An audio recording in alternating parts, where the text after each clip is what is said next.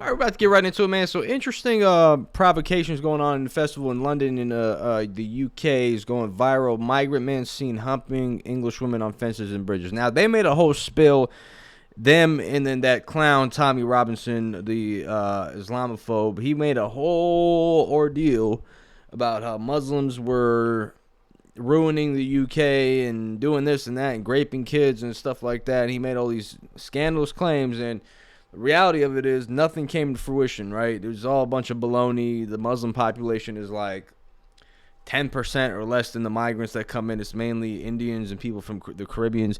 So no fuss about this stuff, though. This is happening on a daily basis. A humping, it's pretty much like a humping parade. I'll play the clip here. We're on YouTube, so I do have to be careful what I show on here, but y'all can get the gist from the background.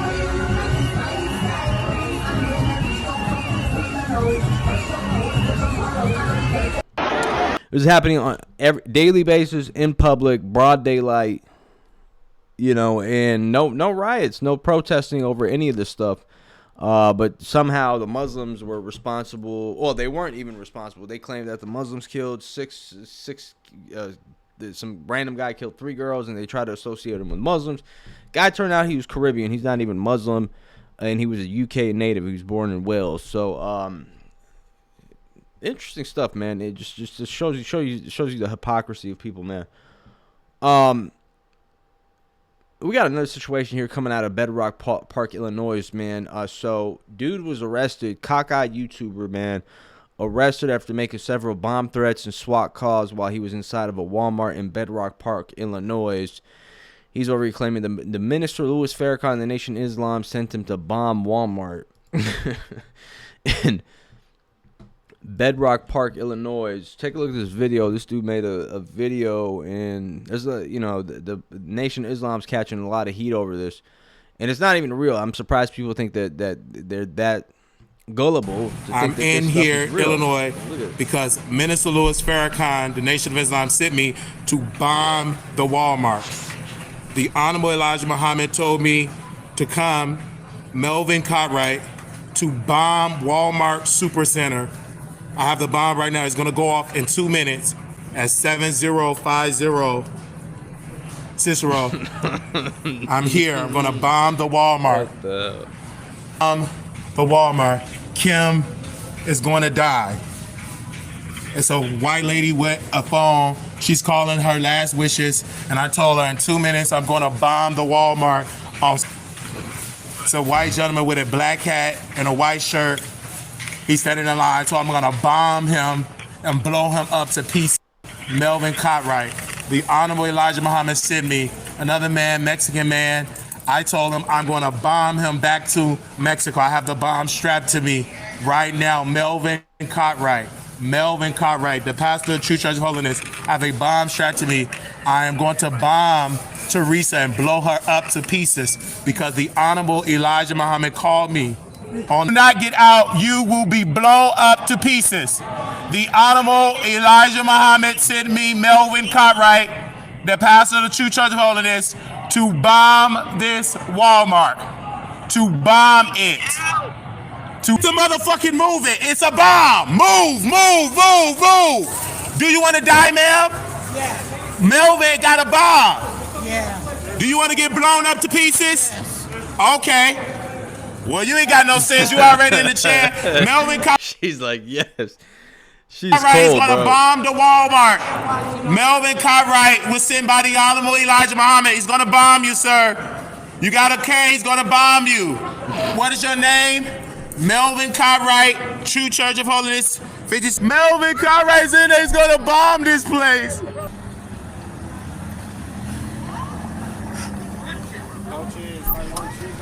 Whoop his ass, bro. Oh my God, officer. Melvin Cartwright's in there. He's gonna bomb. Oh my God. Oh wait. Thank you. My name is not Melvin Cartwright. Put your palms together. Palms together like boxing. Okay. There you go. All right, man. So this guy, and there's people on the internet reposting this stuff, thinking that this is like reality. They're trying to everything. They're tying everything into Islam now. Oh, okay. So this guy's must have been radicalized by Hamas or something. They're trying to make a claim on X. Oh, this guy was radicalized, and now he's over here trying to. Man, these people are just. It's just unreal with these individuals, man. It's crazy. All right, we're about to get right into. So FouseyTube had like I guess he attempted the S word suicide, and apparently, he's talking about the moment he made the decision. I guess he wanted to take his life, which is, it's pretty interesting coming from a dude like him. Being as successful as he was, and let's just take a look at what he got to say here. Course. So what that did was one day I was off the internet this entire year. The entire year. Nothing. After January streams, nothing. Even Kick, who paid me my advance. It was radio silence. Nothing. Told them I'll be back when my mental's good. No intention of ever being back. Didn't know how I was gonna recoup the money back to them. Rob them. Yeah, I didn't know how I was like, Aiden gave me $100K. Kick gave me this bag. What the fuck am I gonna do now? One day, Eddie's good for it, huh? He is. Yeah. Eddie is the greatest CEO I have ever known to this day, and we could talk about that. Yeah. One day, I'm walking around the mall, and I just had an itch. I moved to San Diego, by the way. I remember. My mom forced me to move to San Diego. That's when I thought you were done. I was like, he's gone. He's done for good. Actually, this time I felt it. So I don't know if I'm allowed to talk to you about this on your pod for like monetization purposes. So can I say it? And if it's not good, you could take it out. Yeah. Say whatever. I had a suicide attempt this year. And I had ideated over suicide the last 13 years. I would always talk about it. Oh, I'm suicidal. I ideated about it. I would tell every therapist when they ask me, are you in harm of yourself or others? I would say, I fantasize about it all the time. I think about it. I planned how I would do it, what I would say, what I would leave behind after I did it. But I don't have the balls to do it. I'm not going to do it. I would always say that until this year. All right, guys, quick and runs for the podcast. Now, if you've been guessing what you're trying to eat, you're trying to lose some weight, you're trying to build some muscle, whatever it is, you're guessing, you're making guesses, constantly ordering food, spending way too much money on Postmates. It's terrible. HelloFresh is a meal delivery service that basically sends you all the ingredients that you need to make the meal that's going to be best for you and your goal, whatever you're trying to accomplish, right? Because before you get that free breakfast for life, go to HelloFresh.com/free raw. I forgot how it popped up. Like, it's crazy when I guess your phone, your phone listens to what the fuck you're saying. Yeah. So my Twitter feed, two things that came up. One, a woman who had an assisted suicide in a foreign country. Yeah, I saw that. And I was like, a younger woman, right? Yeah. Yeah. And the first thing I said was, I want that. I loved her justification for it. I loved her rationalization, and that's what I wanted. But that was out of reach. Another article pops out. A woman killed her husband by putting into his tea. So this now gave me, I'm scared of guns. I fantasized repeatedly, like my ideation was jumping off a bridge. That's all I saw over and over and over and over. Over and over and over again. You see yourself on top of the bridge. I planned how I would do it, what I would say to the camera, the jump, everything. But I was too scared to do have that. A camera there? Yeah. Yeah, that was going to be my farewell. YouTuber, that was going to be my farewell. Jesus Christ. But when I found out that you can do it in a harmless way. Wait, what were you going to say? Huh? What were you going to say? I think I was going to every person that had like affected me over my past, I was going to like say a thing to, and I was going to like, I had a lot of resentment towards everybody. I was going to be like, ain't none of you better post a rest in peace Fousey after this. Y'all weren't there when I was, so don't even try. I was just gonna go off on everybody. Yeah. When I found out that there was a way to do it that wasn't painful, I was sold. I was all in. That's all I ever wanted. I would Google it. How can you Reddit posts, there's only so much info that you can get. And a lot of the info that was out there, I wasn't willing to do until so I go to Walgreens, I buy 20, take them home. one by one. One by one. And I had it on the table. And I knew you drink that. That's it. The fuck is it? I forgot what it was called. There's that? one ingredient. You can look it up. That is supposed to. Jesus Christ. So I put 20 in a cup. It's sitting on my table. Trippy. Literally. Because that goes through the same tracks as your throat. So I look at that cup and I know if you drink this cup, that's it. You're out. Sorry. It might go. Nobody try this at home, please. No, if sales going down because they. Oh yeah, sales going down. Sales going down. Sales going down. So I put the cup on my table, and I wanted it so bad. I was stuck of being in that same Groundhog Day. I was stuck being in that mental state. I knew all I needed to do was drink that cup, but I couldn't get myself to do it. It sat there for 4 days. Finally, on the 4th day, literally as if I'm on autopilot, I'm like, I'm doing the whole routine that I always do, was waking up, smoking cigarettes, pissed off, yelling on the phone, like just done. I go to the cup and something took over me. It wasn't me. I reach for the cup and I start chugging. And as I'm doing it, it's such an out of body experience because you're not in control of it and you're done. You're gone. You're like, this is it. After I do that, there was a woman who was helping me pack some stuff. So I think I was already in the move to San Diego, right? So she was helping me pack some stuff. She ended up coming back at 7 p.m. after I had taken it to see me. When I opened the door, I'm like drunk. Got me fucked up, right? I'm like drunk and I'm like, saying all this shit. And I tell her, I'm about to die. I just drank.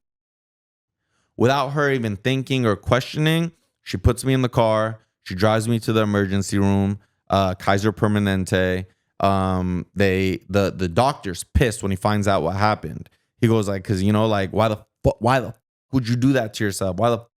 So it was too late to be pumped or anything. So they had to just monitor me. So they hooked me up, hooked me to IVs, laid me out. Like I'm thinking, finally, I'm gonna go to sleep and I'm not gonna wake up out of this and it's done. This is it. Like I've done it. Like I've succeeded. I achieved my goal.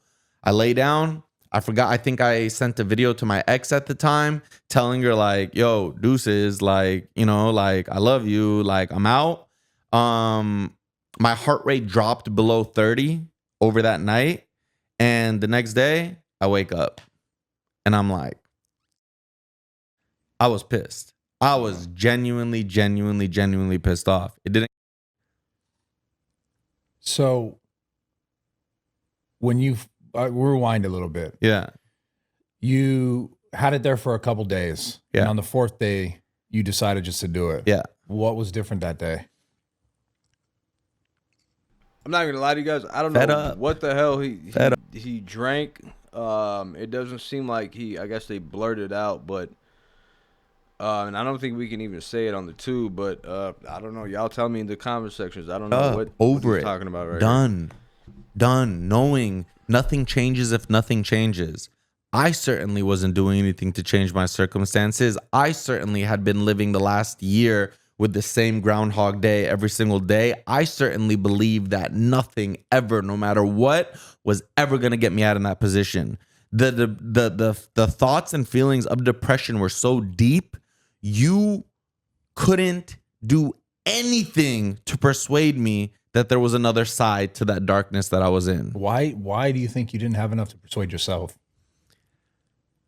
Because clearly you knew.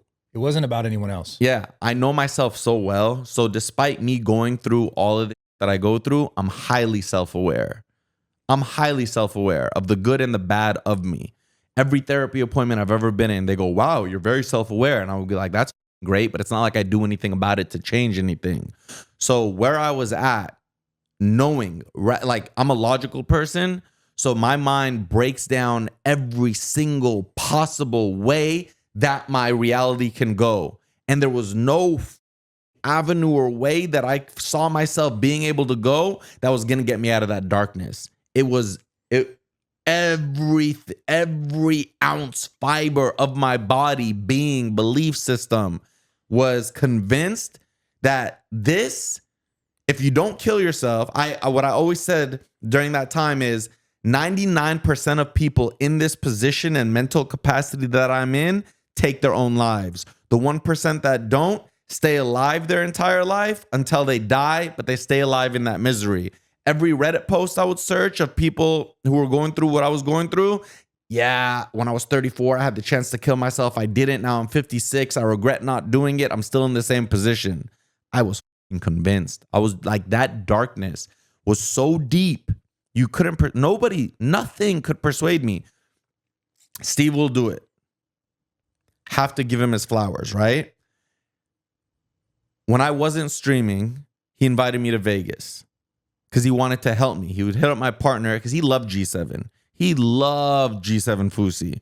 He hit up my partner. Yo, I can help him. Bring him here. Brought me to Vegas. Gave me a penthouse, right? Like that. But the last year when I was in the penthouse, I was excited, ecstatic. Oh my God, look at me. Da, da, da. Going crazy, right? Not even a tickle of anything. I was just sitting there depressed as went to his house, ate his mom's Christmas food. It was Christmas time. Yeah, everything. This, yeah. He, Steve is Steve. Takes me into his garage, gives me I forgot how expensive of a watch. Super expensive watch. I think it was an AP. Just threw it on my wrist. Did nothing to me. Nothing. Now, not out of not being grateful, but the depths of where I was in were so deep, that wasn't doing anything to me. Before we left, he won a big bet, a huge bet. He threw me $50,000 cash. Just gave it to me. Yeah. Right? Yeah. Nothing.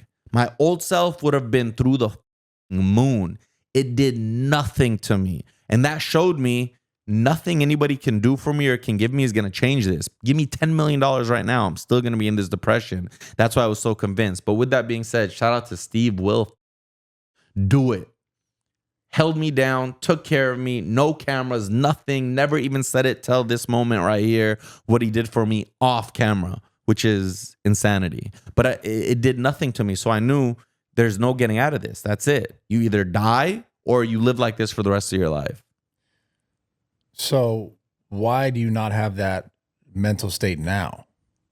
Okay. Because now you're here, right? And now you know that was... I feel like Fousey's one of those guys, man, that he needs, he's always confused and he wants to fit in and be accepted, and he has issues with his self-esteem, or he doesn't really see himself, he doesn't hold himself in high regard. And that's part of his problem, because he's always seeking acceptance from people who either don't want to accept him, won't accept him, or he just feels left out. And reality is he needs to accept himself first before, in order to empower himself. So, but shout out to him. He's doing his thing, man.